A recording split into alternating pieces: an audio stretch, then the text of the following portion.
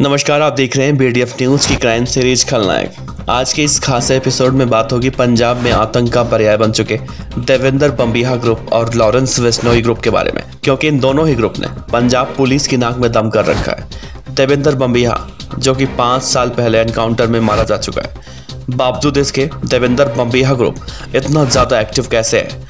और लॉरेंस बिश्नोई तो पहले से जेल में बंद है, तो लॉरेंस बिश्नोई जेल में बैठकर कैसे अपने ग्रुप को चला रहा है? इन सब से हटकर पंजाब पुलिस कैसे इन सभी शार्प शूटरों पर नकेल क्यों नहीं कस पा रही है? तो वीडियो को अंत तक देखिएगा, हम आपको बताएंगे इन दोनों ही ग्रुप में ज़्यादा खतरनाक कौन सा ग्रुप है। तो चलिए शुरू करते हैं। पहले बात करते हैं देवेंद्र बम्बिहा ग्रुप की। वैसे तो देवेंद्र बम्बिहा का एनकाउंटर आज से 5 साल पहले 2016 में भटिंडा में हुआ, लेकिन देवेंद्र बम्बिहा के ग्रुप में कई सारे शार्प शूटर आज भी हैं जो पंजाब में बहुत सारी वारदातों को अंजाम देते हैं। ताजा मामला तो आपने देखा ही है, अकाली दल के नेता विक्की मिंटू खेड़ा की किस तरह से सरेराह गोली मारकर हत्या कर दी गई, और इस हत्या की जिम्मेदारी देवेंद्र बम्बिहा ग्रुप के मेंबरों ने फेसबुक पोस्ट के जरिए ली।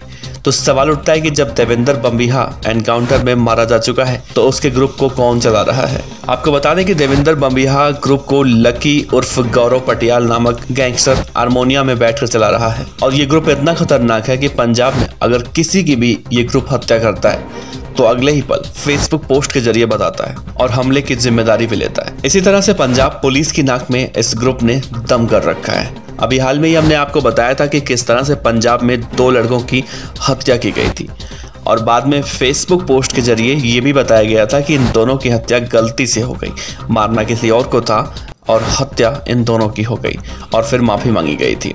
और ये सब कुछ देवेंद्र बम्बिहा ग्रुप ने किया था। अब आपको इस बात से अंदाजा लग सकता है कि ये ग्रुप कितना खतरनाक है। देवेंद्र बम्बिहा के बारे में कहा जाता है कि जब तक वो जिंदा था तब तक इस ग्रुप को टक्कर कोई भी गैंगस्टर नहीं दे पाता था। देवेंद्र बम्बिहा के बारे में तो हमने आपको बताया था कि किस तरह से उसके साथ झूठा मुकदमा हुआ था, उसके साथ नाइंसाफी हुई थी, जिसकी वजह से वो फरीदकोट की जेल से फरार हुआ और जराइम की दुनिया में आ गया। जब किसी इंसान के साथ गलत होता है तो वो कितना खतरनाक खलनायक बनता है, ये देवेंद्र बम्बिहा को देखकर समझ में आता है। इस बात का अंदाजा लगा पाना भी शायद मुश्किल है। देवेंद्र बम्बिहा के बारे में एक और बात कही जाती है कि उसने पंजाब के पूरे गैंगस्टर थर-थर कांपा करते थे। बहुत ही कम उम्र में बहुत ज्यादा अपराध को अंजाम दे चुका था देवेंद्र बम्बिहा, लेकिन खासरे गांव के सरपंच की हत्या के बाद देवेंद्र बम्बिहा का एनकाउंटर कर दिया गया। अब बात करते हैं लॉरेंस बिश्नोई की।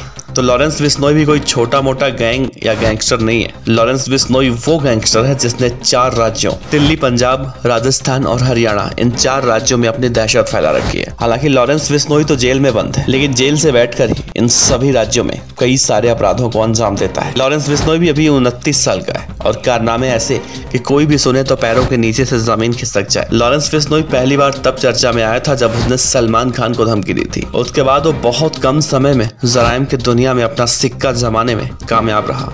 बिश्नोई को यारों का यार भी कहा जाता है, और अपने दोस्तों के लिए लॉरेंस कुछ भी करने को तैयार रहता है।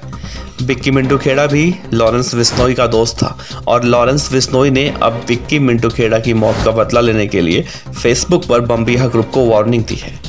चाहे बम्बिहा ग्रुप हो या फिर लॉरेंस बिश्नोई ग्रुप, दोनों ही बहुत ज़्यादा खतरनाक हैं, और इन दोनों में अगर कंपैरिजन किया जाए तो सबसे ज़्यादा खतरनाक बम्बिहा ग्रुप को ही कहा जाएगा, क्योंकि लॉरेंस बिश्नोई तो जेल में बंद है और काफ़ी हद तक पुलिस की नज़रें उस पर बनी रहती हैं, लेकिन बम्बिहा ग्रुप का कोई भी माई बाप नहीं है जिसे पुलिस आसानी से पकड़कर कंट्रोल कर सके। जिस गौरव उर्फ लकी पटियाल की बात की जाती है, वो भी हारमोनिया में बैठकर इस गैंग को ऑपरेट कर रहा है। तो ऐसे में पुलिस के लिए बहुत बड़ी चुनौती बम्बिहा ग्रुप बन चुका है।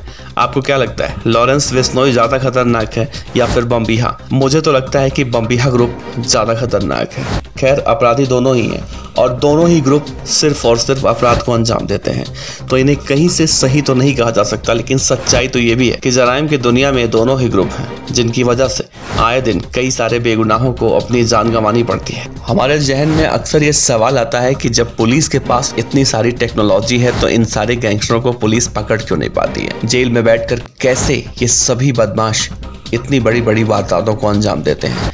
तो आपको बता दें, अभी हाल ही में पंजाब पुलिस का बयान आया था जिसमें ये कहा गया था कि जितने सारे गैंगस्टर हैं सोशल मीडिया का इस्तेमाल ये बहुत ही गलत तरीके से करते हैं और बहुत ही स्मार्ट तरीके से करते हैं। अमूमन देखा जाता है उसी कॉल को ट्रेस किया जा सकता है जिसमें सिम कार्ड लगे होते हैं, लेकिन ये सारे गैंगस्टर ऐसे हैं जो बिना सिम कार्ड के मोबाइल का इस्तेमाल करते हैं और उसी से कॉल करते हैं, और वो सब कुछ होता है डोंकल के जरिए, जिसे ट्रेस कर पाना या रिकॉर्ड कर पाना पुलिस के लिए बहुत बड़ी चुनौती बन चुका है। एक बात की अपील भी की है कि अगर फेसबुक, व्हाट्सएप, इन सब सोशल मीडिया को बिना सिम के चलने की इजाज़त ना दी जाए तो शायद ऐसे गैंगस्टरों पर लगाम लगाई जा सके।